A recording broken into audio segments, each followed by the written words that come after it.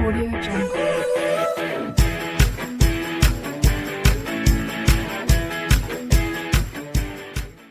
Friends देखिए आज start करते हैं adjoint of a matrix class 12 maths students.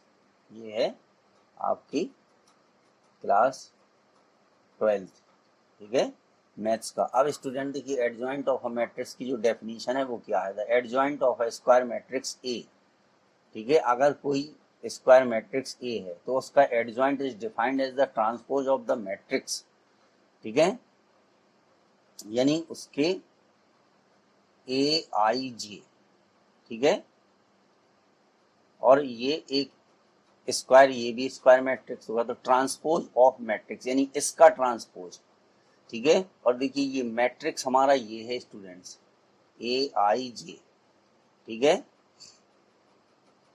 N Y N, ये मैट्रिक्स है, ठीक है। तो इसका, इस मैट्रिक्स का अगर एडजॉइंट निकालना है तो इसका ट्रांसपोज हमें लिखना पड़ेगा। ये कैपिटल ए आई जे है, यानी कोफैक्टर, जो क्या है स्टूडेंट्स, कोफैक्टर। तो कोफैक्टर का जो डिटर्मिनेंट है, ठीक है, कोफैक्टर का जो डिटर्मिनेंट है वो कहलाता है एडजॉइंट ऑफ अ मैट्रिक्स, यानी इसके ट्रांसपोज को हमें, इसका जो कोफैक्टर का ट्रांसपोज है, ठीक है, ये हो जाएगा ट्रांसपोज ऑफ कोफैक्टर्स, ठीक है। तो कोफैक्टर का जो ट्रांसपोज, अब ट्रांसपोज निकालने के लिए देखिए ये लिखा है A11 A12 A13, ठीक है, ये सेम इसी तरीके से है, ठीक है।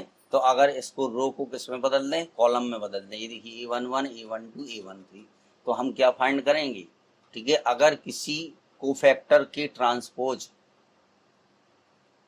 को हम कहते हैं किसी डिटर्मिनेंट ए का एडजॉइंट। ये बात स्टूडेंट समझने वाली है। अब देखिए जैसे एक एग्जाम्पल ये दिया है 23, ठीक है, तो 23 एग्जाम्पल में क्या है, सबसे पहले हमें निकालना है A11। A11 क्या होगा, -1 की पावर 2। अब A11 हमें निकालना है तो A11 का यानी इसका, ये A11 है, इसका जो कोफैक्टर होगा तो इसके सामने की रो और कॉलम को डिलीट कर देंगे, तो ये आ गया A11 4 आ गया। फिर हम निकालेंगे A12। अब A12 निकालेंगे स्टूडेंट तो -1 की पावर 3 आएगा ये, ठीक है, तो यहाँ पर आ जाएगा 1, तो ये आएगा -1। फिर इसके बाद हम फाइंड करेंगे A21, ठीक है, तो A12 ये भी स्टूडेंट माइनस में होगा, -1 की पावर 3 आ जाएगा। अब A21 ये है, ये पहला एलिमेंट है, ये A21 है, ठीक है, तो इसके सामने की रो कॉलम को हम, तो ये आ जाएगा -3।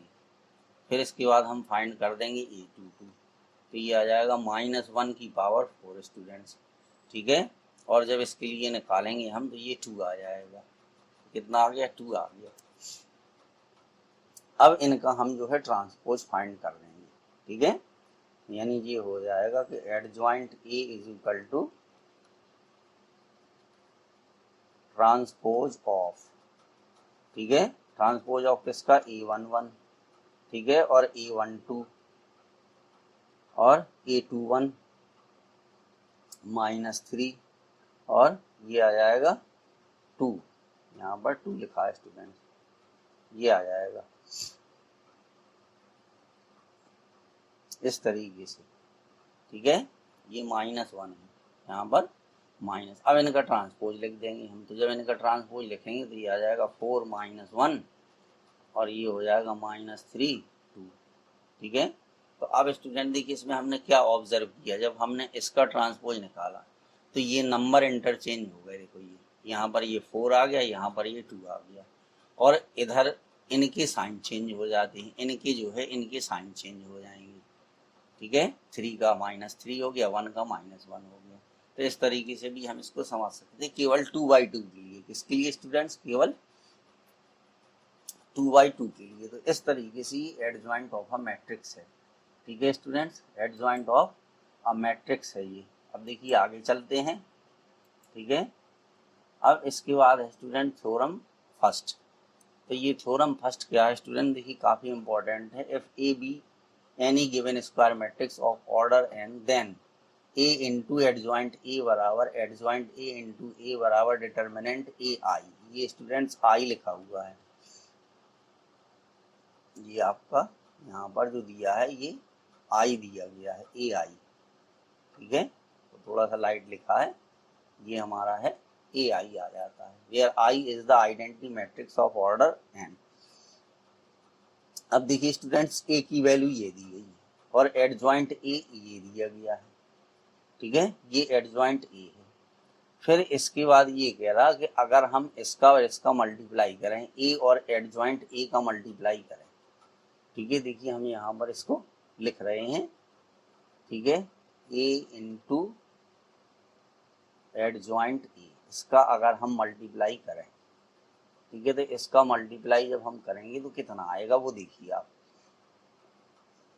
ठीक है, तो ए और एडजॉइंट ए का मल्टीप्लाई करेंगे तो पहली रो और पहले कॉलम का मल्टीप्लाई हमें करना है।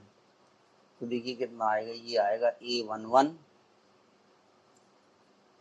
ठीक है, और A11, फिर आएगा प्लस A12 और ये आएगा A12।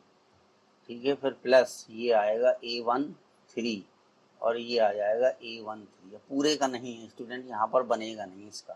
ठीक है, तो कुल मिला के इस तरीके से ये समझ लीजिए। ठीक है, कि अगर हम इसका देखिए मल्टीप्लाई करते हैं तो मेन चीज़ क्या आएगी स्टूडेंट, मेन समझने वाला यहाँ पर क्या है वो हम समझा दे रहे। अगर स्टूडेंट्स इतना हम लिखते हैं, ठीक है, तो ये जो है ये कहलाती है, ये डिटर्मिनेंट ए की वैल्यू होती है। किसकी वैल्यू होती है? डिटर्मिनेंट ए की वैल्यू होती है। अगर ये सेम है A11 small a11 capital A11, यानी एलिमेंट और कोफैक्टर, एलिमेंट और cofactor same row same column के अगर एलिमेंट है और कोफैक्टर है तो इनके मल्टीप्लिकेशन का जो सम है वो डिटर्मिनेंट के इक्वल होता है स्टूडेंट्स।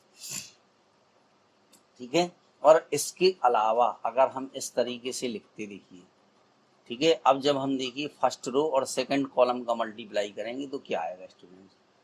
ठीक है, तो ये हमारे पास आएगा A11 और A21, ठीक है, और ये आएगा A12 और ये आएगा A22, फिर आएगा A13 और आएगा A23।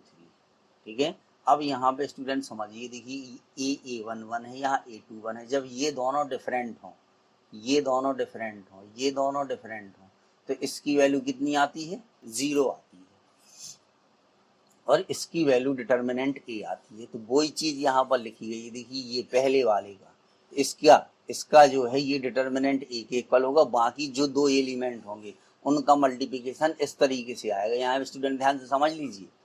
ठीक है, उनका मल्टीप्लिकेशन इस तरीके से आएगा तो उसकी वैल्यू 0। जब ये डिफरेंट होंगे तो इनकी वैल्यू 0 आ जाएगी, तो उसको ये लिखा गया ए इंटू एडजॉइंट ए।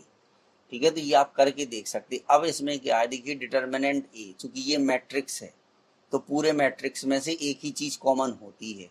ठीक है, चूंकि ये सब 0 0 है और ये डायगोनल वाले एलिमेंट आपके डिटर्मिनेंट ए हैं, तो ये डिटर्मिनेंट ए कॉमन ले लिया, तो यहाँ 1 0 0 0 1 0 ये बचा। तो ये स्टूडेंट्स आई की वैल्यू होती, तो क्या आ गया? डिटर्मिनेंट ए इंटू आई आ गया।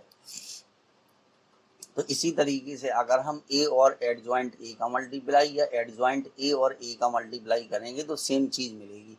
तो इसलिए ये थ्योरम बन गई कि A into adjoint A equal to adjoint A into A equal to determinant A I. तो अब स्टूडेंट्स आई होप समझ गए होंगे, बहुत इंपॉर्टेंट चीज है स्टूडेंट्स। अगर कोई सवाल, ठीक है, बोर्ड वालों ने अपने मन से बना के दिया है, अगर ये कॉन्सेप्ट आपको क्लियर है तो इससे रिलेटेड कोई क्वेश्चन आएगा, क्योंकि जब तक स्टूडेंट्स हम थ्योरम को प्रूफ नहीं करते तब तक हमें कुछ समझ में आता नहीं है। ठीक है, क्योंकि उन्होंने यही थ्योरी बेस या थ्योरम बेस क्वेश्चन दे दिया तो हम भी उसको आसानी से कर जाएंगे।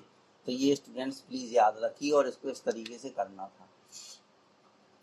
अब स्टूडेंट तो देखिए एडजॉइंट में हमारा एडजॉइंट कैसे निकालेंगे और एडजॉइंट से रिलेटेड थ्योरम क्या है, दो चीजें हम पढ़ चुके हैं। तीसरी चीज क्या है, डेफिनेशन 4 है। अब स्टूडेंट्स जो मैट्रिक्स हैं वो यहाँ पर दो होते हैं, एक सिंगुलर मैट्रिक्स होता है, ठीक है, a square matrix A said to be singular, यानी सिंगुलर जब होगा तो डिटर्मिनेंट ए की वैल्यू 0 आएगी। ठीक है, अब जैसे ये एक स्टूडेंट्स ये मैट्रिक्स दिया है, the determinant of a matrix A is zero, hence a singular. क्योंकि अगर यहाँ पे हम डिटर्मिनेंट ए की वैल्यू निकालेंगे तो 8 into one minus 4 into two, ठीक है, तो ये हो गई 8 माइनस 8 इज इक्वल टू 0। तो ये क्या हो गया, ये मैट्रिक्स स्टूडेंट्स हमारा सिंगुलर हो गया। फिर डेफिनेशन 5 में क्या, अगर नॉन सिंगुलर है तो डिटर्मिनेंट ए की वैल्यू 0 नहीं होगी, ठीक है, उसकी वैल्यू 0 नहीं होगी। एक एग्जाम्पल ये है, तो ये ए दिया, डिटर्मिनेंट ए निकाला, -2 आया, तो इसलिए क्या है, ये नॉन सिंगुलर मैट्रिक्स है।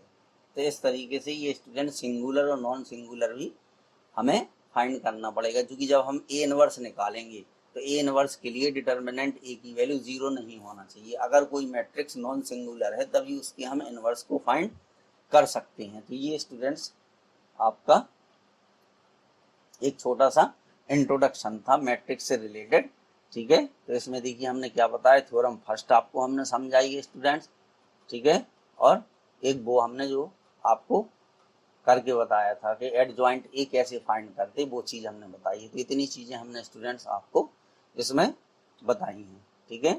तो thank you students, please please please आपसे रिक्वेस्ट है कि प्लीज़ आप लोग हमारे चैनल को स्टूडेंट सब्सक्राइब जरूर करें, और जो मैं बता रहा हूँ, बेसिक से पढ़ा रहा हूँ, हर चीज़ बता रहा हूँ, उसको समझिए स्टूडेंट, आपको बहुत बेनिफिट होगा। Thank you students.